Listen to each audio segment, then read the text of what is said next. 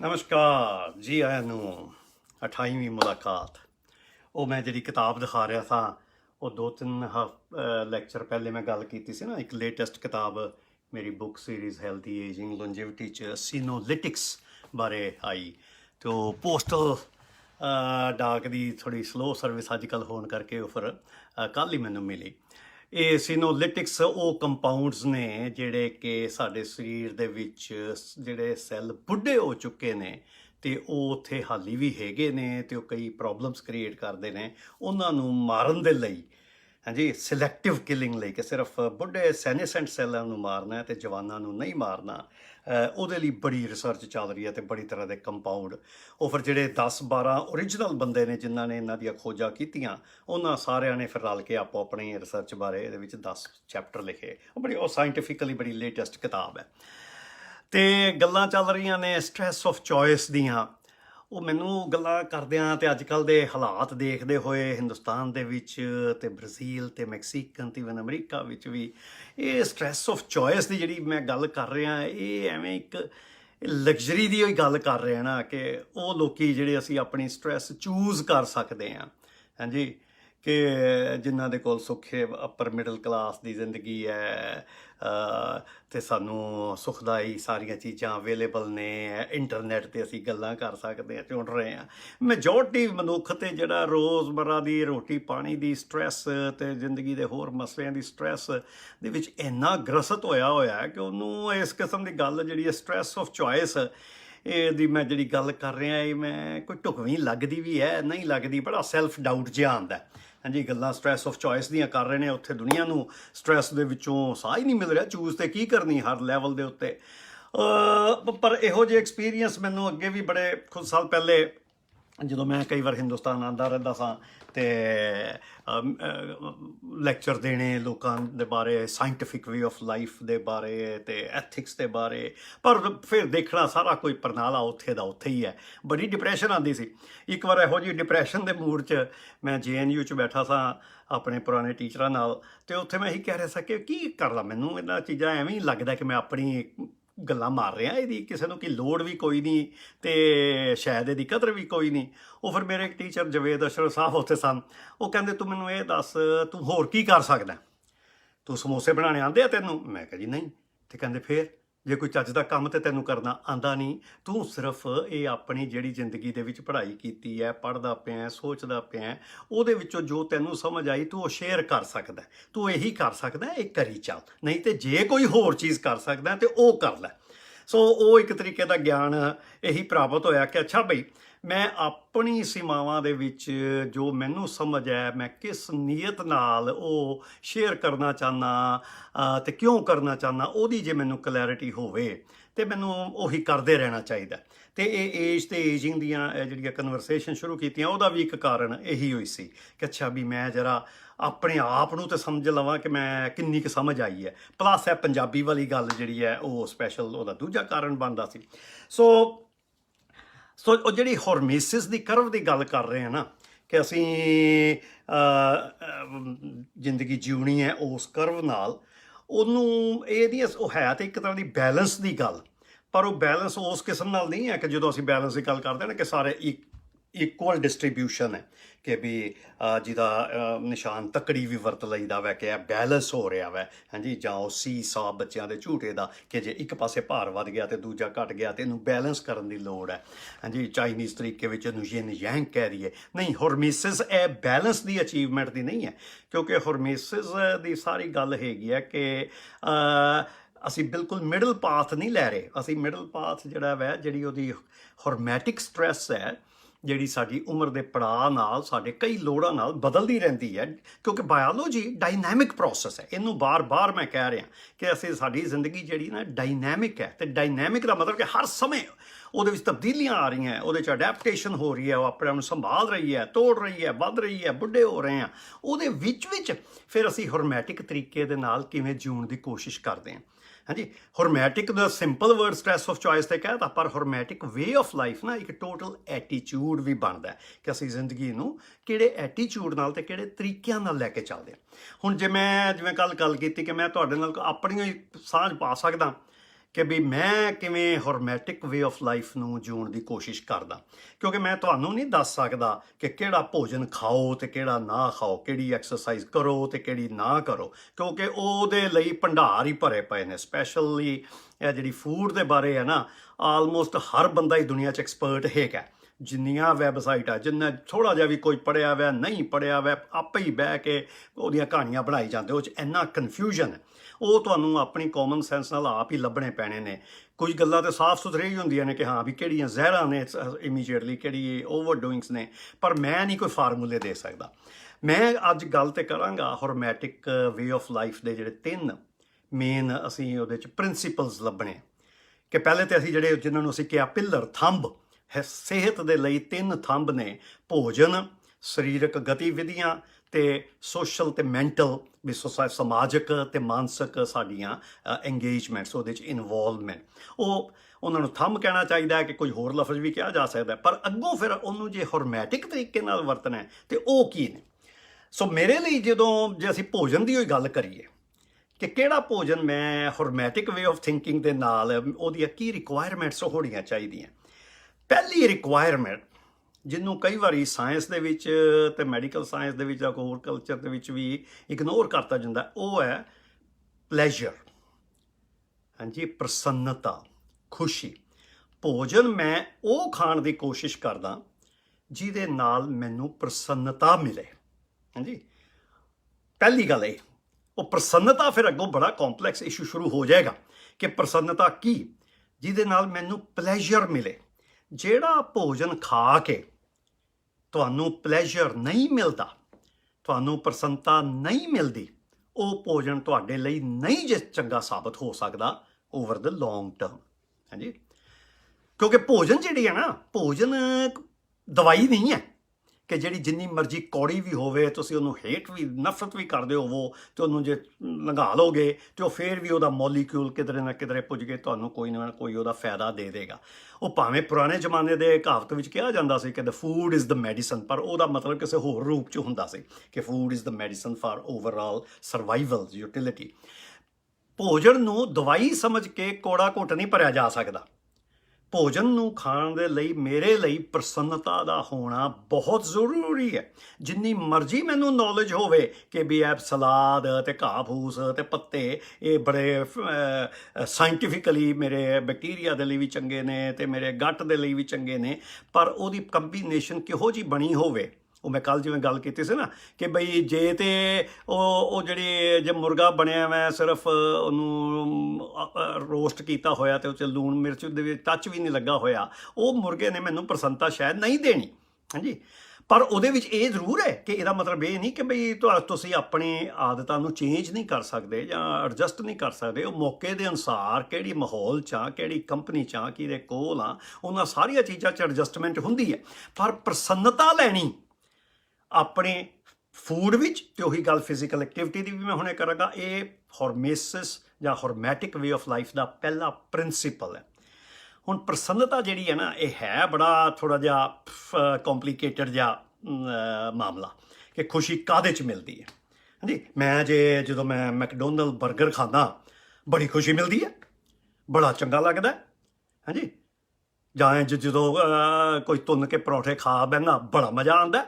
ਪਰ ਉਹ ਮੈਕਡੋਨਲਡ ਦਾ ਬਰਗਰ ਖਾ ਕੇ ਜਦੋਂ ਫਿਰ ਮੈਂ ਵਾਪਸ ਹਾਲੀ ਆ ਰਿਹਾ ਹੁੰਦਾ ਤੇ 10-15 ਮਿੰਟ ਵੀ ਨਹੀਂ ਲੰਘੇ ਹੁੰਦੇ ਤੇ ਫਿਰ ਅੰਦਰੋਂ ਇੱਕ ਗਿਲਟ ਕੰਪਲੈਕਸ ਪੈਦਾ ਹੁੰਦਾ। ਹਾਂਜੀ, ਕਿ ਆਪਣੇ ਬਾਰੇ ਆਪ ਉਹ ਜਿਹੜੇ ਗਿਲਟ ਕੰਪਲੈਕਸ ਨੂੰ ਕੀ ਕਹੀਏ, ਅੱਛਾ ਗਿਲਟ ਕੰਪਲੈਕਸ ਮੈਨੂੰ ਇਮੀਡੀਏਟਲੀ ਪੰਜਾਬੀ ਆਈ ਨਹੀਂ, ਸੋਚ ਨਹੀਂ ਰਹੀ। ਗਿਲਟ ਕੰਪਲੈਕਸ ਆਉਂਦਾ ਕਿ ਹਾਏ ਹਾਏ ਹਾਏ ਹਾਏ ਹਾਏ, ਉਹ ਇਹ ਤੂੰ ਕੀ ਕੀਤਾ, ਤੂੰ ਚੰਗਾ ਭਲਿਆ ਹੈ, ਤੂੰ ਜਾਣਦਾ ਪਛਾਣਦਾ ਹੈ ਕਿ ਮੈਕਡੋਨਲਡ ਦੀ ਆ ਬ੍ਰੈਡ ਤੇ ਮੈਕਡੋਨਲਡ ਦੇ ਮੀਟ ਤੇ ਮੈਕਡੋਨਲਡ ਦੀ ਚੀਜ਼ਾਂ ਦੇ ਵਿੱਚ ਕਿੰਨੀ ਜ਼ਿਆਦਾ ਗਲੂਕੋਜ਼ ਇਨਕਰੀਜ਼ ਕਰਨ ਦੀ ਸ਼ਕਤੀ ਹੈ, ਕਿੰਨਾ ਜ਼ਿਆਦਾ ਉਹਦਾ ਨੁਕਸਾਨ ਕਰਦੀ ਹੈ। ਤੈਨੂੰ ਮਜ਼ਾ ਤੇ ਆਇਆ ਤੇ ਆ, ਪਰ ਤੂੰ ਕੀਤਾ ਕੀ? ਇਹ ਜਿਹੜਾ ਨਾ ਗਿਲਟ ਕੰਪਲੈਕਸ, ਇਹ ਡਿਟਰਮਿਨ ਫਿਰ ਕਰਦਾ ਕਿ ਪ੍ਰਸੰਨਤਾ ਕਿਹੋ ਜਿਹੀ ਹੋਵੇ। ਕਿਉਂਕਿ ਸਾਨੂੰ ਕਿਸੇ ਨਾ ਕਿਸੇ ਲੈਵਲ ਤੇ ਜੇ ਅਸੀਂ ਬਿਲਕੁਲ ਹੀ ਦੁਨੀਆ ਤੋਂ ਅਣਜਾਣ ਆ ਕਿ ਸਾਨੂੰ ਪਤਾ ਹੀ ਨਹੀਂ ਕਿ ਦੁਨੀਆ 'ਚ ਕੀ ਚੀਜ਼ਾਂ ਚੰਗੀਆਂ ਹੋ ਰਹੀਆਂ, ਕੀ ਮਾੜੀਆਂ ਹੋ ਰਹੀਆਂ, ਤੇ ਜੇ ਅਸੀਂ ਬਿਲਕੁਲ ਹੀ ਉਹਦੇ ਤੋਂ ਅਣਜਾਣ ਆ ਤਾਂ ਫਿਰ ਗੱਲ ਵੱਖਰੀ। ਪਰ ਜੇ ਅਸੀਂ ਜਦੋਂ ਕੋਈ ਇਹੋ ਜਿਹੀ ਪ੍ਰਸੰਨਤਾ ਲੈਂਦੇ ਹਾਂ, ਸ਼ਾਰਟ ਟਰਮ ਦੀ ਪ੍ਰਸੰਨਤਾ, ਜਿਹ 'ਚ ਮਜ਼ਾ ਤੇ ਬੜਾ ਆਇਆ ਤੇ ਉਹ ਬੜੀ ਜਲਦੀ ਪਤਾ ਲੱਗਣਾ ਸ਼ੁਰੂ ਹੋ ਜਾਂਦਾ ਹੈ ਤੁਹਾਡੇ ਆਪਣੇ ਮਨ ਨੂੰ, ਆਪਣੀ ਮਾਨਸਿਕਤਾ ਨੂੰ, ਕਿ ਵੀ ਤੂੰ ਕੀਤਾ ਕੰਮ ਗਲਤ ਹੈ। ਗਲਤ ਆਪਣੇ ਲੌਂਗ ਟਰਮ ਪਰਪਸਿਸ। ਹੁਣ ਤੇ ਤੈਨੂੰ ਮਜ਼ਾ ਆਇਆ ਤੇ ਹਾਏ ਹਾਏ ਹਾਏ ਜਿਹੜੀ ਗਿਲਟ ਕੰਪਲੈਕਸ ਹੈ ਨਾ, ਉਹ ਤੁਹਾਨੂੰ ਫਿਰ ਉਹਦੇ 'ਚ ਕਾਬੂ ਕਰਦਾ। ਹੁਣ ਉਹ ਫਿਰ ਫੈਸਲਾ ਕਿਵੇਂ ਹੋ, ਪ੍ਰਸੰਨਤਾ ਕਿਹੜੀ ਹੋਵੇ। ਹੁਣ ਉਸ ਕਿਸਮ ਦੀ ਮੈਕਡੋਨਲਡ ਦੀ ਪ੍ਰਸੰਨਤਾ ਨੂੰ ਮੈਂ ਰਿਜੈਕਟ ਕਰ ਦੇਵਾਂ ਟੋਟਲੀ? ਨਹੀਂ, ਉਹ ਰਿਜੈਕਟ ਵੀ ਨਹੀਂ ਕੀਤੀ ਜਾ ਸਕਦੀ, ਕਿਉਂਕਿ ਉਹ ਦਿੰਦੀ ਤੇ ਹੈ ਪ੍ਰਸੰਨਤਾ।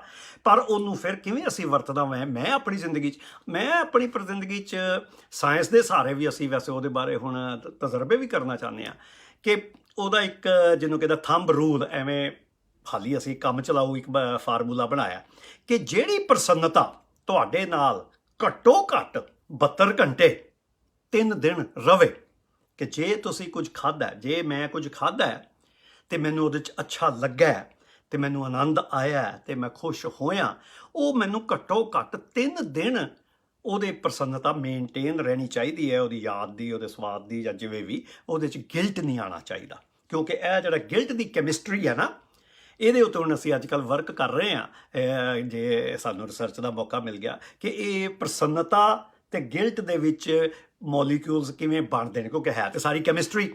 ਜਦੋਂ ਸਾਨੂੰ ਖੁਸ਼ੀ ਮਹਿਸੂਸ ਹੋ ਰਹੀ ਹੁੰਦੀ ਹੈ ਤੇ ਉਦੋਂ ਕਈ ਕਿਸਮ ਦੇ ਮੋਲੀਕਿਊਲ ਬਣਦੇ ਨੇ। ਜਦੋਂ ਸਾਨੂੰ ਆਪਣੇ ਆਪ ਦੇ ਉੱਤੇ ਗਿਲਾਨੀ ਆ ਰਹੀ ਹੁੰਦੀ ਹੈ ਵਾਲੀ ਗਿਲਟ ਕੰਪਲੈਕਸ ਆ ਰਿਹਾ ਹੁੰਦਾ ਹੈ, ਤੇ ਦੂਜੇ ਮੋਲੀਕਿਊਲ ਕਦੋਂ ਬਣਦੇ ਨੇ ਤੇ ਕਦੋਂ ਜਾ ਕੇ ਇੱਕ ਦੂਜੇ ਨੂੰ ਟੇਕ ਓਵਰ ਕਰਦੇ। ਇਹ ਹਾਲੀ ਥੋੜ੍ਹੀ ਜਿਹੀ ਇਹ ਹਾਸੇ ਜਿਹੇ ਵਾਲੀ ਗੱਲ ਲੱਗਦੀ ਹੈ, ਪਰ ਇਹਦੇ ਉੱਤੇ ਰਿਸਰਚਾਂ ਕਰਨ ਦੇ ਲਈ ਮੈਂ ਵੀ ਕੋਸ਼ਿਸ਼ ਕਰ ਰਿਹਾ ਤੇ ਮੈਂ ਆਪਣੇ ਆਪ ਉੱਤੇ ਇਹੀ ਲਾਨਾ ਕਿ ਪਹਿਲੀ ਗੱਲ ਤੇ ਮੈਨੂੰ ਭੋਜਨ ਦੇ ਵਿੱਚੋਂ ਪ੍ਰਸੰਨਤਾ ਮਿਲਣੀ ਚਾਹੀਦੀ ਹੈ, ਜਿਹੜੀ ਸਸਟੇਨੇਬਲ ਪ੍ਰਸੰਨਤਾ ਮੇਰੇ ਲਈ ਹੋਵੇ। 2 ਜਾਂ 3 ਦਿਨ ਮੈਨੂੰ ਉਹਦੇ ਬਾਰੇ ਗਿਲਟ ਕੰਪਲੈਕਸ ਨਾ ਆਵੇ। ਹਾਂ, ਮੈਂ ਹੋ ਸਕਦਾ ਮੈਂ ਐਡਾ ਢੀਠ ਹੀ ਹੋਵਾਂ ਜਾਂ ਐਡਾ ਇਨਸੈਂਸਿਟਿਵ ਹੋਵਾਂ ਕਿ ਮੈਨੂੰ ਉਹਦੇ ਜਾਣਨ ਦੇ ਬਾਵਜੂਦ ਵੀ ਕੋਈ ਉਹਦੇ 'ਚ ਗਿਲਟ ਨਹੀਂ ਆ ਰਿਹਾ। ਉਹ ਫਿਰ ਪੈਥੋਲੋਜੀਕਲ ਸਿਚੁਏਸ਼ਨ ਨੇ, ਉਹ ਮਾਨਸਿਕ ਬਿਮਾਰੀ ਦੀਆਂ ਗੱਲਾਂ ਨੇ, ਉੱਥੇ ਨਹੀਂ ਮੈਂ ਜਾ ਰਿਹਾ। ਤੇ ਮੈਨੂੰ ਲੱਗਦਾ ਤੇ ਹੈ ਕਿ ਮੈਂ ਨੋਰਮਲ ਜ਼ਿੰਦਗੀ 'ਚ ਠੀਕ ਠਾਕ ਮਾਨਸਿਕਤਾ ਨਾਲ ਜੂ ਰਿਹਾ। ਸੋ ਪ੍ਰਸੰਨਤਾ ਮਿਲੇ ਭੋਜਨ ਦੇ ਵਿੱਚੋਂ, ਇਹ ਬਹੁਤ ਜ਼ਰੂਰੀ ਹਿੱਸਾ ਹੈ। ਇਹਨੂੰ ਕਈ ਵਾਰੀ ਕਲਚਰਸ ਨੇ, ਡਾਕਟਰਾਂ ਨੇ, ਬੜਿਆਂ ਨੇ ਨਾ ਪ੍ਰਸੰਨਤਾ ਨੂੰ ਸਾਡੀ ਜ਼ਿੰਦਗੀ ਦੀ ਸਿਹਤ ਵਿੱਚੋਂ ਕੱਢਿਆ ਹੋਇਆ। ਹੁਣ ਪ੍ਰਸੰਨਤਾ ਦਾ ਮਤਲਬ ਇਹ ਨਹੀਂ ਹੁੰਦਾ ਕਿ ਖੁਸ਼ੀ ਜਿਹੜੀ ਇਟਰਨਲ ਖੁਸ਼ੀ ਹੈ। ਖੁਸ਼ੀ ਦਾ ਕਨਸੈਪਟ ਹੀ ਬੜਾ ਕੰਪਲੈਕਸ ਹੈ ਕਿ ਖੁਸ਼ੀ, ਮਹਾਤਮਾ ਬੁੱਧ ਕਹੇਗਾ ਕਿ ਖੁਸ਼ੀ ਕੋਈ ਨਹੀਂ ਚੀਜ਼ ਹੁੰਦੀ। ਖੁਸ਼ੀ ਸਿਰਫ ਇੱਕ ਕਿਸੇ ਪਲ ਛਿਣ ਦਾ ਐਕਸਪੀਰੀਅੰਸ ਹੁੰਦਾ ਹੈ, ਕਿਉਂਕਿ ਬੇਸਿਕਲੀ ਅਸੀਂ ਹਮੇਸ਼ਾ ਦੁਖੀ ਹੋਈ ਹੁੰਦੇ ਹਾਂ। ਥੋੜ੍ਹੀ ਦੇਰ ਲਈ ਥੋੜ੍ਹੀ ਜਿਹੀ ਚੇਂਜ ਹੁੰਦੀ ਹੈ ਸੌਰੋ ਤੋਂ, ਤੇ ਫਿਰ ਅਸੀਂ ਖੁਸ਼ੀ ਦਾ ਕੁਝ ਦਰਸ਼ਨ ਕਰਦੇ ਹਾਂ।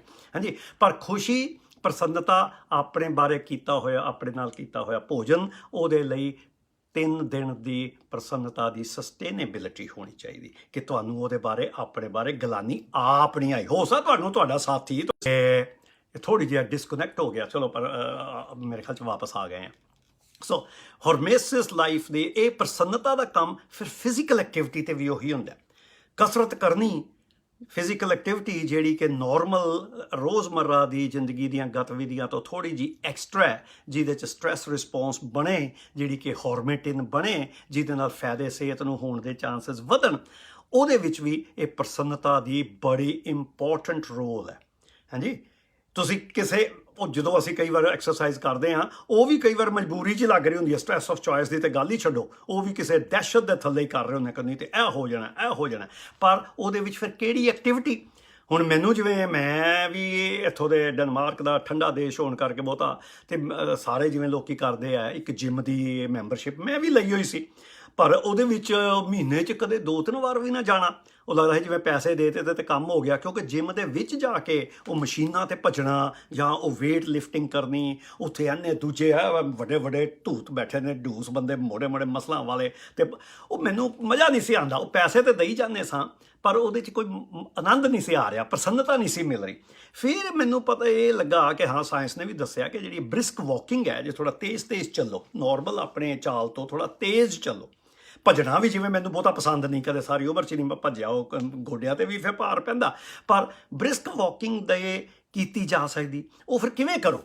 ਮੈਂ ਉਹਨੂੰ ਇੰਜ ਕਰਦਾ ਕਿ ਮੇਰਾ ਘਰ ਤੇ ਵੈਸੇ ਮੇਰੇ ਲੈਬੋਰੇਟਰੀ ਤੋਂ 500 ਮੀਟਰ ਹੀ ਦੂਰ ਹੈ, ਸੋ ਬਿਲਕੁਲ ਅੱਧਾ ਕਿਲੋਮੀਟਰ ਤੋਂ ਘੱਟ ਹੀ ਹੈ। ਹੁਣ ਮੈਂ ਅਤੇ ਜਿਮ ਜਾਣ ਦੀ ਪ੍ਰੋਬਲਮ ਇਹੀ ਹੁੰਦੀ ਸੀ ਕਿ ਜਦੋਂ ਇੱਕ ਵਾਰ ਆਪਣੀ ਲੈਬੋਰਟਰੀ 'ਚੋਂ ਸਾਰਾ ਦਿਨ ਕੰਮ ਕਰਕੇ ਆਈਦਾ ਸੀ, ਫਿਰ ਦੁਬਾਰਾ ਪੈਕੇਜ ਕਰਕੇ ਉਹਦਾ ਬੈਗ ਭਰ ਕੇ ਜਾਣ ਦੀ ਹਿੰਮਤ ਹੀ ਨਹੀਂ ਸੀ ਪੈਂਦੀ। ਉਹਦੇ ਲਈ ਹਰ ਤਰ੍ਹਾਂ ਦਾ ਬਹਾਨਾ ਮੈਂ ਲੱਭ ਲੈਂਦਾ ਸਾਂ। ਉਹ ਜੀ ਅੱਜ ਬਾਹਰ ਬਰਫ਼ ਪੈ ਰਹੀ ਹੈ, ਉਹ ਜੀ ਠੰਡ ਹੈ, ਹੁਣ ਮੈਂ ਥੋੜ੍ਹਾ ਜਿਹਾ ਸੌ ਲਵਾਂ, ਜਾਈਦਾ ਹੀ ਨਹੀਂ ਸੀ। ਪਰ ਬ੍ਰਿਸਕ ਵਾਕਿੰਗ ਦਾ ਫਿਰ ਮੈਂ ਦੇਖਿਆ ਕਿ ਨਹੀਂ, ਜੇ ਮੈਂ ਜਦੋਂ ਲੈਬੋਰਟਰੀ 'ਚੋਂ ਉੱਠਦਾ ਤੇ ਸਿੱਧਾ 500 ਮੀਟਰ ਆਪਣੇ ਘਰ ਵੱਲ ਆਉਣ ਦੀ ਥਾਂ ਤੇ ਮੈਂ ਜੇ ਸ਼ਹਿਰ ਵੱਲ ਨੂੰ ਤੁਰਨ ਲੱਗ ਪੈਂਦਾ, ਸਾਡੇ ਉੱਥੇ ਬੋਟੈਨਿਕ ਗਾਰਡਨ ਹੈ ਪਹਿਲੇ, ਉਹ 15 ਕੁ ਮਿੰਟ ਉਹਦੇ ਵਿੱਚੋਂ ਲੰਘ ਕੇ ਫਿਰ ਸ਼ਹਿਰ ਦੀਆਂ ਸੜਕਾਂ ਵੱਲੋਂ ਲੰਘ ਕੇ ਤੇ ਉਹ 55 ਮਿੰਟ 50 ਤੇ ਘੰਟੇ ਦੇ ਵਿੱਚ ਜਦੋਂ ਮੈਂ ਵਾਪਸ ਘਰ ਪੁੱਜਦਾ, ਉਹ ਮੈਨੂੰ ਮਜ਼ਾ ਵੀ ਆਉਣ ਲੱਗ ਪਿਆ ਕਿ ਕਿਤੇ ਪਹਿਲੇ ਨੇਚਰ ਨੂੰ ਰਸਤੇ 'ਚ ਬੋਟੈਨਿਕ ਗਾਰਡਨ ਦੇਖਣਾ, ਫਿਰ ਸ਼ਹਿਰ ਦੀ ਵੀ ਸਾਰੀ ਹਾਲਤ ਦੇਖ ਲਈ, ਜੇ ਛੋਟੀ ਮੋਟੀ ਕੋਈ ਸ਼ਾਪਿੰਗ ਕਰਨੀ ਹੈ ਉਹ ਵੀ ਕਰ ਲੈਣੀ ਤੇ ਘਰ ਪੁੱਜਣਾ। ਉਹਦਾ ਫਿਰ ਮੈਂ ਟੈਸਟ ਵੀ ਕੀਤਾ ਕਿ ਅੱਛਾ ਵੀ ਜਿਵੇਂ ਹੁਣ ਮੇਰਾ ਸ਼ੂਗਰ ਦਾ ਲੈਵਲ ਹਾਈ ਰਹਿੰਦਾ ਕਿ ਜਦੋਂ ਮੈਂ ਬ੍ਰਿਸਕ ਵਾਕਿੰਗ ਦਾ ਬੇਸਿਕਲੀ ਮਤਲਬ ਸੀ ਕਿ ਜਿੰਨੀ ਮੇਰੀ ਨਾਰਮਲ ਚਾਲ ਹੈ ਉਹਦੇ ਤੋਂ ਚਲੋ ਤਿੱਗਣੀ ਨਹੀਂ ਤਾਂ ਦੁੱਗਣੀ ਚਾਲ ਦੇ ਵਿੱਚ ਹੋਵੇ। ਤੇ ਉਸ ਬ੍ਰਿਸਕ ਵਾਕਿੰਗ ਦੇ ਵਿੱਚ ਖਾਸ ਕਰਕੇ ਬੋਟੈਨਿਕ ਗਾਰਡਨ 'ਚ ਤੁਰਦੇ ਫਿਰਦੇ ਮੈਨੂੰ ਹੋਰ ਵੀ ਕਈ ਕੁਝ ਕਰਨ ਦਾ ਮੌਕਾ ਮਿਲ ਜਾਂਦਾ ਸੀ। ਮੈਂ ਆਪਣੇ ਸਾਹ ਨੂੰ ਵੀ ਕੰਟਰੋਲ ਕਰਦਾ ਸਾਂ। ਮੈਂ ਉਹਨੂੰ ਇੱਕ ਤਬਲੇ ਦੀ ਕਿਸੇ ਰਿਦਮ ਦੇ ਉੱਤੇ ਤੁਰ ਕੇ ਤੇ ਨਾਲ ਉਹਨੂੰ ਬੋਲਣਾ ਜਾਂ ਸਾਹ ਨੂੰ, ਉਹ ਕਈ ਕੁਝ ਆਪਣੇ ਮਜ਼ੇ 'ਚ ਚੱਲਣਾ ਤੇ ਹਾਂਜੀ ਗਾਣੇ ਗਾਉਂਦੇ ਤੁਰੇ ਫਿਰਨਾ। ਪਰ ਘਰ ਆ ਕੇ ਫਿਰ ਮੈਂ ਉਹਨਾਂ ਦੇ ਫਾਇਦੇ ਦੇਖਣੇ ਸ਼ੁਰੂ ਕੀਤੇ ਕਿ ਜੇ ਮੈਂ ਸਿੱਧਾ ਆਪਣੀ ਲੈਬੋਰਟਰੀ ਵਿੱਚੋਂ ਘਰ ਆ ਗਿਆ 500 ਮੀਟਰ ਦੇ ਉੱਤੇ, ਤੇ ਜੇ ਉਸ ਤੋਂ ਆ ਕੇ ਮੈਂ ਆਪਣੀ ਬਲੱਡ ਸ਼ੂਗਰ ਚੈੱਕ ਕੀਤੀ ਹੈ ਤੇ ਉਹਦੀ ਜਿਹੜੀ ਇਹ ਰੀਡਿੰਗ ਚੱਲਦੀ ਪਈ ਹੈ ਇੱਥੋਂ ਦੇ ਸਾਡੇ ਡੈਨਿਸ਼ ਯੂਨਿਟਸ ਦੇ ਵਿੱਚ, ਕਿਉਂਕਿ ਮੈਂ ਮੈਟਫੋਰਮਿਨ ਵੀ ਲੈਂਦਾ ਤੇ ਸ਼ੂਗਰ ਦੀ ਬਿਮਾਰੀ ਜਿਹਨੂੰ ਕਹਿੰਦੇ ਲੇਵਲ ਉਹ ਵੀ ਲੱਗਾ ਹੋਇਆ, ਕਿ ਉਹ ਜੇ 10-11 ਦੀ ਰੀਡਿੰਗ ਹੋਏਗੀ, 10 ਦਾ ਮਤਲਬ ਹਿੰਦੁਸਤਾਨ ਦੇ 180 ਦੀ ਰੀਡਿੰਗ ਹੋਏਗੀ। ਪਰ ਜੇ ਮੈਂ ਬ੍ਰਿਸਕ ਵਾਕਿੰਗ ਕਰਕੇ ਆਇਆ 50 ਮਿੰਟ ਦੀ, ਜਿਹੜੀ ਕਿ ਮੈਂ ਕਰਨੀ ਮੇਰੇ ਲਈ ਸੁਖਦਾਈ ਹੋ ਜਾਂਦੀ, ਕਿਉਂਕਿ ਉਹਦੇ 'ਚ ਇੱਕ ਤਾਂ ਹੁੰਦਾ ਕਿ ਮੈਂ ਘਰ ਪੁੱਜਣਾ, ਸੋ ਮੇਰੇ ਕੋਲ ਕੋਈ ਚੋਇਸ ਨਹੀਂ ਰਹੀ ਹਾਂਜੀ ਕਿ ਮੈਂ ਉਹਨੂੰ ਸ਼ਾਰਟਕਟ ਮਾਰ ਲਾਂ। ਮੈਂ ਜਾਣਾ ਮੈਂ ਬਾਹਰ ਤੇ ਜਦੋਂ ਵੀ ਜਿੱਥੇ ਵੀ ਜਾਵਾਂਗਾ ਉਦੋਂ ਮੈਨੂੰ ਪੁੱਜਣਾ ਤੇ ਮੈਂ ਘਰ ਹੈ, ਤਾਂ ਇੱਕ ਇਨਸੈਂਟਿਵ ਵੀ ਹੈਗਾ ਕਿ ਐਂਡ ਵਿੱਚ ਮੈਂ ਆਪਣੇ ਘਰ ਪੁੱਜਾਂਗਾ। ਉਹਦੇ ਨਾਲ ਉਹ ਜਿਹੜੀ ਰੀਡਿੰਗ ਹੈ ਨਾਰਮਲੀ ਜੇ ਬ੍ਰਿਸਕ ਵਾਕਿੰਗ ਤੋਂ ਬਗੈਰ ਕੀਤੀ ਹੋਈ ਉਹ 10 ਜਾਂ 11 ਹੁੰਦੀ ਸੀ, ਉਹ ਕਈ ਵਾਰੀ ਫਿਰ ਆ ਕੇ ਦੇਖਣਾ ਉਹ 7.5 ਤੇ 7 ਤੇ ਆ ਜਾਣੀ ਹਾਂਜੀ, ਆਲਮੋਸਟ ਨਾਰਮਲ ਲੈਵਲ ਤੇ ਪੁੱਜਣੀ। ਉਹਦੇ ਨਾਲ ਫਿਰ ਹੋਰ ਇਨਸੈਂਟਿਵ ਮਿਲਣਾ, ਆਹ ਇਹ ਤੂੰ ਠੀਕ ਕੀਤਾ, ਇਹ 'ਚ ਮਜ਼ਾ ਵੀ ਆਇਆ, ਪੈਸੇ ਵੀ ਬਚੇ, ਪ੍ਰਸੰਨਤਾ ਵੀ ਮਿਲੀ। ਤੇ ਇਹ ਜਿਹੜੀ ਚੀਜ਼ ਨੂੰ ਮੈਂ ਉਹਨੂੰ ਫਿਰ ਪ੍ਰੈਕਟਿਸ 'ਚ ਕਰਦਾ। ਭੋਜਨ ਦੇ ਲਈ ਪ੍ਰਸੰਨਤਾ ਪਹਿਲਾ ਰੂਲ, ਫਿਜ਼ੀਕਲ ਐਕਟੀਵਿਟੀ ਲਈ ਵੀ ਪ੍ਰਸੰਨਤਾ। ਇਹ ਜਿਹੜੀਆਂ ਸੋਸ਼ਲ ਤੇ ਮੈਂਟਲ ਇੰਗੇਜਮੈਂਟ ਦੀ ਗੱਲ ਹੈ, ਇਹ ਸ਼ਾਇਦ ਪਰਸੋਂ ਤੋਂ ਬਾਅਦ ਸ਼ੁਰੂ ਕਰਾਂਗੇ। ਪਹਿਲਾ ਤੇ ਰੂਲ ਹੈ ਹੌਰਮੇਸਿਸ ਦਾ, ਜ਼ਿੰਦਗੀ 'ਚ ਪ੍ਰਸੰਨਤਾ ਦੀ ਭਾਲ ਕਰਨੀ। ਤੇ ਉਹਦੇ ਵਿੱਚ ਫਿਰ ਦੂਜਾ ਰੂਲ ਕੀ ਹੈ? ਦੂਜਾ ਰੂਲ ਫਿਰ ਇਹ ਹੈ, ਪ੍ਰਸੰਨਤਾ ਉਹ ਜਿਹੜੀ ਤੁਹਾਡੇ ਨਾਲ ਤੁਹਾਨੂੰ ਗਿਲਟੀ ਫੀਲ ਨਾ ਕਰਾਵੇ 2-3 ਦਿਨ ਲਈ। ਦੂਜਾ ਰੂਲ ਹੈ ਮੋਡਰੇਸ਼ਨ ਹਾਂਜੀ, ਮੋਡਰੇਸ਼ਨ ਜਿਹੜੀ ਹੈ ਨਾ ਉਹ ਹੈ ਫਿਰ ਹੌਰਮੈਟਿਕ ਦਾ ਡੋਜ਼ ਰਿਸਪੌਂਸ ਆਉਂਦਾ ਕਿ ਪ੍ਰਸੰਨਤਾ ਕਿਹੋ ਜਿਹੀ ਤੇ ਕਿੰਨੀ ਕੁ ਹਾਂਜੀ। ਉਹ ਹੁਣ ਮੈਂ ਏਜਿੰਗ ਦੀ ਰਿਸਰਚ ਖੁਦ ਵੀ ਕੀਤੀ ਹੈ ਤੇ ਪੜ੍ਹੇ ਆ ਕਿ ਬਈ ਜਿਵੇਂ ਜੇ ਜਾਨਵਰਾਂ ਨੂੰ ਘੱਟ ਭੋਜਨ ਦਿੱਤਾ ਜਾਏ, ਕੈਲਰੀ ਰਿਸਟ੍ਰਿਕਸ਼ਨ ਕੀਤੀ ਜਾਏ ਤੇ ਜਾਂ ਵਰਤ ਉਹਨਾਂ ਕੋਲੋਂ ਕਰਵਾਏ ਜਾਣ ਤਾਂ ਉਹਦੇ ਬੜੇ ਫਾਇਦੇ ਹੁੰਦੇ ਨੇ। ਤੇ ਹੌਰਮੈਟਿਕ ਲਾਈਫ ਦੇ ਵਿੱਚ ਵੀ ਮੋਡਰੇਸ਼ਨ ਦਾ ਉਹੀ ਮਤਲਬ ਹੈ ਕਿ ਕਿਸੇ ਚੀਜ਼ ਦੀ ਇੰਤਹਾ ਨਹੀਂ ਕਰਨੀ, ਉਸ ਕਰਵ ਦੇ ਐਚ ਦੇ ਵਿੱਚ ਰਹਿਣਾ ਹਾਂਜੀ। ਕਿ ਪ੍ਰਸੰਨਤਾ ਵਾਲੀ ਚੀਜ਼ ਜੇ ਮੈਂ ਖਾ ਰਿਹਾ ਤੇ ਉਹਨੂੰ ਵੀ ਮੈਂ ਇੰਨਾ ਨਹੀਂ ਤੁੰਨਣਾ ਕਿ ਉਹ ਜਿਹੜੀ ਹੈ ਮੇਰੇ ਲਈ ਉਸੇ ਸਮੇਂ ਇੱਕ ਨੈਗੇਟਿਵ ਇਫੈਕਟ ਸ਼ੁਰੂ ਹੋ ਜਾਏ। ਹੁਣ ਭੋਜਨ ਦੇ ਮਾਮਲੇ ਵਿੱਚ ਮੋਡਰੇਸ਼ਨ ਦਾ ਫਾਰਮੂਲਾ ਕੋਈ ਟੈਰੀਫਿਕ ਕੋਈ ਯੂਨੀਵਰਸਲ ਨਹੀਂ ਹੈਗਾ ਜਿਹੜਾ ਸਾਰਿਆਂ ਤੇ ਲਾਇਆ ਜਾ ਸਕਦਾ, ਪਰ ਉਹਦੇ ਵਿੱਚ ਵੀ ਉਹੀ ਜਿਵੇਂ ਆਮ ਕਹਿਣ ਦੀਆਂ ਗੱਲਾਂ ਹੁੰਦੀਆਂ, ਸਾਡੇ ਪਿਤਾ ਜੀ ਵੀ ਕਹਿੰਦੇ ਹੁੰਦੇ ਸੀ ਤੇ ਅਸੀਂ ਵੀ ਪ੍ਰੈਕਟਿਸ ਮੈਂ ਕਰਨ ਦੀ ਕੋਸ਼ਿਸ਼ ਕਰਦਾ ਕਿ ਭੋਜਨ ਓਨਾ ਖਾਓ ਜਦੋਂ ਕਿ ਤੇ ਉਹਨੂੰ ਖਾਣਾ ਉਦੋਂ ਬੰਦ ਕਰ ਦਿਓ ਜਦੋਂ ਕਿ ਤੁਹਾਡੇ ਕੋਲ ਹਾਲੀ ਪੋਸੀਬਿਲਿਟੀ ਹੈਗੀ ਹੈ ਕਿ ਇੱਕ ਰੋਟੀ ਹੋਰ ਖਾ ਸਕਦੇ ਹੋ ਹਾਂਜੀ, ਜਾਂ ਪੀਜ਼ੇ ਦਾ ਇੱਕ ਸਲਾਈਸ ਹੋਰ ਲੈ ਸਕਦੇ ਹੋ। ਉਹਨੂੰ ਉੱਥੇ ਮੋਡਰੇਸ਼ਨ ਤੇ ਲੈਣਾ ਕਿ ਨਹੀਂ, ਉਦੋਂ ਰੁਕ ਜਾਣਾ। ਮਤਲਬ ਕਿ ਇਹ ਵੈਸੇ ਪ੍ਰੋਬਲਮ ਪਹਿਲੇ ਨਹੀਂ ਸੀ ਆਉਂਦੀ ਕਿਉਂਕਿ ਭੋਜਨ ਦੀ ਹੀ ਕਮੀ ਹੁੰਦੀ ਸੀ। ਹੁਣ ਕਿਉਂਕਿ ਭੋਜਨ ਜਿਹੜਾ ਜ਼ਿਆਦਾ ਸੌਖਾ ਅਵੇਲੇਬਲ ਹੈ ਜਿਹੜੇ ਸਾਡੇ ਵਰਗੇ ਲੋਕਾਂ ਨੂੰ, ਉਹ ਮੈਂ ਕਰੋੜਾਂ ਲੋਕਾਂ ਦੀ ਉਹ ਨਹੀਂ ਗੱਲ ਕਰ ਰਿਹਾ ਜਿਹੜੇ ਕਿ ਜਿਨ੍ਹਾਂ ਦਾ ਭੋਜਨ ਹੀ ਆਪਣੇ ਆਪ 'ਚ ਸਟ੍ਰੈਸ ਬਣੀ ਹੋਈ ਜ਼ਿੰਦਗੀ ਦੀ, ਕਿ ਜੇ ਸਾਡੇ ਕੋਲ ਚੋਇਸ ਹੈਗੀ ਹੈ ਕਿ ਅਸੀਂ ਓਵਰ ਈਟਿੰਗ ਕਰ ਰਹੇ ਹਾਂ ਕਿ ਅਸੀਂ ਕਿਸੇ ਮੋਡਰੇਸ਼ਨ 'ਚ ਕਰ ਰਹੇ ਹਾਂ। ਫਿਜ਼ੀਕਲ ਐਕਟੀਵਿਟੀ ਦਾ ਵੀ, ਫਿਜ਼ੀਕਲ ਐਕਟੀਵਿਟੀ ਜਿਹੜੀ ਹੈ ਉਹ ਘੰਟੇ ਵਾਲੀ ਤੇ ਮੈਨੂੰ ਸ਼ਾਇਦ ਫਾਇਦਾ ਦਿੰਦੀ ਹੈ, ਪਰ ਜੇ ਮੈਂ ਉਹਨੂੰ ਘਸੀਟ ਕੇ 2 ਘੰਟੇ ਵਾਲੀ ਕਰਾਂਗਾ ਤਾਂ ਉਹ ਮੇਰੇ ਜਿਹੜੇ ਕੰਮ ਲਈ ਮੈਂ ਕਰ ਰਿਹਾ ਸਿਹਤ ਦੇ ਲਈ ਉਹਦਾ ਨਹੀਂ ਫਾਇਦਾ ਹੋਏਗਾ। ਹਾਂ, ਉਸ ਕਿਸਮ ਦੀ ਐਕਟੀਵਿਟੀ ਜਿਹੜੇ ਮਸਲ ਬਿਲਡਰਸ ਨੇ, ਜਿਨ੍ਹਾਂ ਨੇ ਐਥਲੀਟ ਬਣਨਾ ਹੈ, ਜਿਨ੍ਹਾਂ ਨੇ ਭੱਜਣਾ ਹੈ, ਉਹਨਾਂ ਨੂੰ ਸ਼ਾਇਦ ਉਹ ਸੂਟ ਕਰੇ ਜੇ ਉਹਨਾਂ 'ਚ ਵੀ ਮਜ਼ਾ ਆ ਰਿਹਾ ਹਾਂਜੀ, ਪਰ ਉਹਨਾਂ ਨੇ ਮੈਡਲ ਲੈਣੇ ਨੇ। ਪਰ ਅਸੀਂ ਜੇ ਆਮ ਜ਼ਿੰਦਗੀ ਦੀ ਗੱਲ ਕਰ ਰਹੇ ਹਾਂ ਨਾ, ਸੋ ਪਹਿਲੀ ਗੱਲ ਪਲੇਜ਼ਰ, ਦੂਜੀ ਗੱਲ ਮੋਡਰੇਸ਼ਨ, ਤੇ ਤੀਜੀ ਗੱਲ ਹੈ ਵੈਰਾਈਟੀ। ਕਿ ਕੋਈ ਵੀ ਇੱਕ ਪ੍ਰਸੰਨਤਾ ਦੇਣ ਵਾਲੀ ਚੀਜ਼ ਇੱਕ ਮੋਡਰੇਸ਼ਨ ਦੇ ਵਿੱਚ ਵੀ ਮੈਂ ਹਰ ਸਮੇਂ ਨਹੀਂ ਕਰ ਸਕਦਾ। ਜੇ ਮੈਨੂੰ ਪਤਾ ਲੱਗ ਜਾਏ ਕਿ ਇਹ ਮੇਰਾ ਭੋਜਨ ਦਾ ਕੰਬੀਨੇਸ਼ਨ ਮੈਨੂੰ ਮਜ਼ਾ ਵੀ ਦਿੰਦਾ ਹੈ ਤੇ ਮੈਂ ਉਹਨੂੰ ਮੋਡਰੇਸ਼ਨ ਦੇ ਵਿੱਚ ਖਾ ਵੀ ਸਕਦਾ, ਆਪਣੇ ਆਪ ਨੂੰ ਕੰਟਰੋਲ ਵੀ ਕਰ ਸਕਦਾ, ਮੈਂ ਉਹਨੂੰ ਤਿੰਨੇ ਟਾਈਮ ਨਹੀਂ ਖਾ ਸਕਦਾ, ਨਾ ਹੀ ਖਾਣਾ ਚਾਹੀਦਾ। ਕਿਉਂਕਿ ਉਹ ਫਿਰ ਹਰਮੇਸਿਸ ਦਾ ਪ੍ਰਿੰਸੀਪਲ ਆਉਂਦਾ ਕਿ ਬੜੀਆਂ ਚੀਜ਼ਾਂ ਜ਼ਿੰਦਗੀ ਦੇ ਵਿੱਚ ਉਹਨਾਂ ਦੇ ਅਸਰ ਉਹਨਾਂ ਦੇ ਕਰਨ ਤੋਂ ਬਾਅਦ ਹੁੰਦੇ। ਜਿਵੇਂ ਫਿਜ਼ੀਕਲ ਐਕਟੀਵਿਟੀ ਦੀ ਐਗਜ਼ਾਮਪਲ ਆ ਚੁੱਕੀ ਹੈ ਕਿ ਜਿਹੜਾ ਇੱਕ ਮਸਲ ਅੱਜ ਕੀਤਾ ਅਗਲੇ ਦਿਨ ਸ਼ਾਇਦ ਨਹੀਂ ਕਰਨਾ ਚਾਹੀਦਾ, ਕਿਉਂਕਿ ਫਾਇਦੇ ਉਦੋਂ ਹੋ ਰਹੇ ਨੇ। ਉਹ ਫਿਰ ਵੈਰਾਈਟੀ ਜਿਹੜੀ ਹੈ ਨਾ, ਉਹ ਇੱਕ ਇਸ ਤੋਂ ਵੀ ਵੱਡਾ ਚੱਕਰ ਹੈ ਕਿ ਵੈਰਾਈਟੀ ਕਾਹਦੇ 'ਚ। ਭੋਜਨ ਦੇ ਵਿੱਚ ਮੈਨੂੰ ਤਾਂ ਬੜਾ ਸ਼ੌਕ ਹੈ ਕਿ ਦੁਨੀਆ ਭਰ ਦੇ ਚੀਜ਼ਾਂ ਦੇ ਵੈਰਾਈਟੀਆਂ ਨੂੰ ਟਰਾਈ ਕਰਨਾ। ਸਪਾਈਸਿਸ ਦੇ ਮਾਮਲੇ 'ਚ ਬੜੀ ਜ਼ਰੂਰੀ ਹੈ ਕਿ ਜਿਹੜਾ ਮਸਾਲਾ ਅਸੀਂ ਰੋਜ਼ ਜੀ ਖਾਂਦੇ ਹਾਂ ਨਾ, ਉਹਦੇ ਸਾਨੂੰ ਚੰਗੇ ਫਾਇਦੇ ਹੋਣੇ ਬੰਦ ਹੋ ਜਾਂਦੇ ਨੇ, ਉਹਦੇ 'ਚ ਸਾਨੂੰ ਬ੍ਰੇਕ ਚਾਹੀਦੀ ਹੁੰਦੀ ਹੈ, ਫਿਰ ਕੋਈ ਦੂਜਾ ਲੈਣਾ। ਇਹ ਵੈਰਾਈਟੀ ਦੀ ਗੱਲ ਨੂੰ ਸ਼ਾਇਦ ਮੈਨੂੰ ਰਿਪੀਟ ਕਰਨਾ ਪਵੇ ਅਗਲੀ ਵਾਰੀ। ਮੈਂ ਨਹੀਂ ਸੀ ਸੋਚਿਆ ਕਿ ਐਡੀ ਛੇਤੀ ਟਾਈਮ ਫਿਰ ਵੀ 22 ਮਿੰਟ ਹੋ ਜਾਣਗੇ। ਸੋ ਪ੍ਰਿੰਸੀਪਲ 3 ਨੇ, ਪਲੇਜ਼ਰ, ਮੋਡਰੇਸ਼ਨ ਐਂਡ ਵੈਰਾਈਟੀ। ਹਾਂਜੀ, ਪ੍ਰਸੰਨਤਾ ਤੇ ਉਹਦਾ ਇੱਕ ਬੈਲੈਂਸ, ਹੁਣ ਉਹੀ ਫਿਰ ਮੋਡਰੇਸ਼ਨ ਦੇ ਪੰਜਾਬੀ ਭਾਵੇਂ ਮੈਂ ਕੋਸ਼ਿਸ਼ ਬੜੀ ਕਰ ਰਿਹਾ, ਤੇ ਫਿਰ ਉਹਦੀ ਵੈਰਾਈਟੀ, ਉਹਦੇ 'ਚ ਵੰਨਗੀ। ਹਾਂਜੀ, ਇਹ 3 ਚੀਜ਼ਾਂ ਨੂੰ ਜ਼ਿੰਦਗੀ 'ਚ ਕਿਵੇਂ ਸ਼ਾਮਲ ਕਰਨਾ ਹੈ, ਇਹਦੇ ਵਿੱਚ ਫੂਡ ਤੇ ਫਿਜ਼ੀਕਲ ਐਕਟੀਵਿਟੀ ਦੀਆਂ ਗੱਲਾਂ ਅੱਜ ਕੀਤੀਆਂ, ਥੋੜ੍ਹੀ ਜਿਹੀ ਵਧਾਵਾਂਗੇ। ਫਿਰ ਅਗਲੀ ਵਾਰੀ ਕੋਸ਼ਿਸ਼ ਕਰਾਂਗੇ ਮੈਂਟਲ ਤੇ ਸੋਸ਼ਲ ਇੰਗੇਜਮੈਂਟ ਦੀ, ਕਿ ਉਹਦੇ 'ਚ ਮੈਂ ਕਿਵੇਂ ਆਪਣੇ ਆਪ ਨੂੰ ਵਰਤਦਾ ਇਹਨਾਂ 3 ਪ੍ਰਿੰਸੀਪਲਸ ਨਾਲ। ਕੱਲ੍ਹ ਸ਼ਾਇਦ ਸਾਡੀ ਗੱਲਬਾਤ ਨਹੀਂ ਹੋਏਗੀ, ਕਿਉਂਕਿ ਕੱਲ੍ਹ ਮੈਨੂੰ ਇਸੇ ਹੀ ਸਮੇਂ ਦੇ ਵਿੱਚ 3-4 ਘੰਟੇ ਲਈ ਇੱਕ ਸਵੀਡਨ ਦੇ ਵਿੱਚ ਕਿਸੇ PhD ਸਟੂਡੈਂਟ ਦਾ ਇਮਤਿਹਾਨ ਹੈ, ਅਤੇ ਉਹ ਕਿਉਂਕਿ ਹੁਣ ਟਰੈਵਲ ਅਸੀਂ ਕਿਧਰੇ ਕਰ ਨਹੀਂ ਸਕਦੇ, ਉਹ ਫਿਰ ਇੰਝ ਹੀ ਔਨਲਾਈਨ ਹੋਣਾ। ਮੈਂ ਡੈਨਮਾਰਕ 'ਚ ਬੈਠਾ ਹੋਵਾਂਗਾ ਇੱਕ ਐਗਜ਼ਾਮੀਨਰ, ਇੱਕ ਉਹਦਾ ਐਗਜ਼ਾਮੀਨਰ ਫਿਨਲੈਂਡ ਦੇ ਵਿੱਚ ਹੈਲਸਿੰਕੀ 'ਚ ਹੋਏਗਾ, ਇੱਕ ਗੁਥਨਬਰਗ ਦੀ ਯੂਨੀਵਰਸਿਟੀ ਦੇ ਵਿੱਚ ਉੱਥੇ ਹੋਏਗਾ, ਅਤੇ ਉੱਥੇ ਉਹ ਸਟੂਡੈਂਟ ਜਿਹੜੀ ਆਪਣਾ ਲੈਕਚਰ ਦੇਗੀ, ਫਿਰ ਅਸੀਂ ਸਵਾਲ ਪੁੱਛਾਂਗੇ। ਉਹ 3-4 ਘੰਟੇ ਦਾ ਕੱਲ੍ਹ ਦਾ ਕੰਮ ਹੈ। ਮੈਂ ਕੱਲ੍ਹ ਫਿਰ ਤੁਹਾਡੇ ਨਾਲ ਮੁਲਾਕਾਤ ਜਿਹੜੀ ਹੈ ਉਹ ਮੋਸਟ ਲਾਈਕਲੀ ਸ਼ਨੀਵਾਰ ਨੂੰ ਹੋਏਗੀ, ਪਰ ਉਸ ਦਿਨ ਮੈਂ ਸਵੇਰੇ ਨੋਟਿਸ ਪਾ ਦੇਵਾਂਗਾ। ਠੀਕ ਹੈ ਜੀ। ਸੋ ਹਰਮੈਟਿਕ ਵੇ ਆਫ ਲਾਈਫ ਦੇ ਵਿੱਚ ਪਲੇਜ਼ਰ, ਮੋਡਰੇਸ਼ਨ ਐਂਡ ਵੈਰਾਈਟੀ, ਇਹ 3 ਪ੍ਰਿੰਸੀਪਲਸ ਨੂੰ ਪਹਿਲੇ ਥੋੜ੍ਹਾ ਜਿਹਾ ਆਪ ਵਿਚਾਰਨ ਦੀ ਕੋਸ਼ਿਸ਼ ਕਰੋ ਕਿ ਤੁਹਾਡੇ ਲਈ ਇਹਨਾਂ ਦਾ ਕੀ ਮਤਲਬ ਹੈ। ਆਜ ਕੀ ਮੁਲਾਕਾਤ ਬਸ ਇਤਨੀ।